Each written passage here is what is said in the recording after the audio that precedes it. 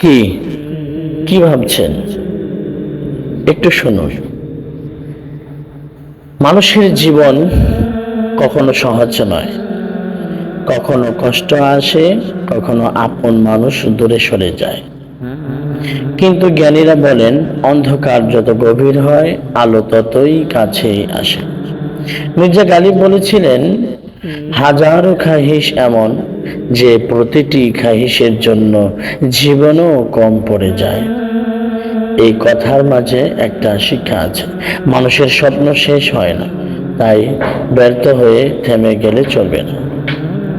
আরেক জায়গায় গালিব বলেন, দুঃখ মানুষকে এমন শিক্ষা দেয় যা সুখ কখনো দিতে পারে না।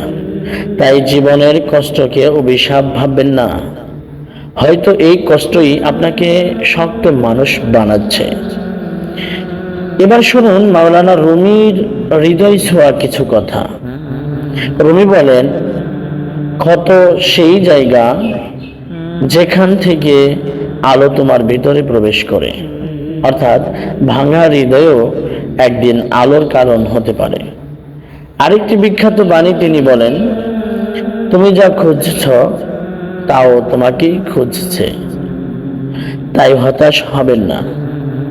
যে রিজিক, যে সম্মান, যে সফলতা আপনার জন্য লেখা আছে তা একদিন আপনার কাছেই আসবে ইনশাআল্লাহ। রবি রহমতুল্লাহ আলাই আরো বলেন, গতকাল আমি ছিলাম বুদ্ধিমান, তাই পৃথিবীকে বদলাতে চেয়েছিলাম। আজ আমি জ্ঞানী, তাই নিজেকেই বদলাচ্ছি। এই কথাই জীবনের সবচেয়ে বড় মোটিভেশন। মানুষ যখন নিজেকে বদলাতে শুরু করে, তখন তার পুরো জীবন বদলে যায়। জীবন আপনাকে ভাঙতে পারে, কিন্তু হার মানাতে পারবে না, যদি আপনার ভিতরে আশা বেঁচে থাকে। তাই মনে রাখুন, অন্ধকার রাতের পরই সুন্দর সকাল আসে।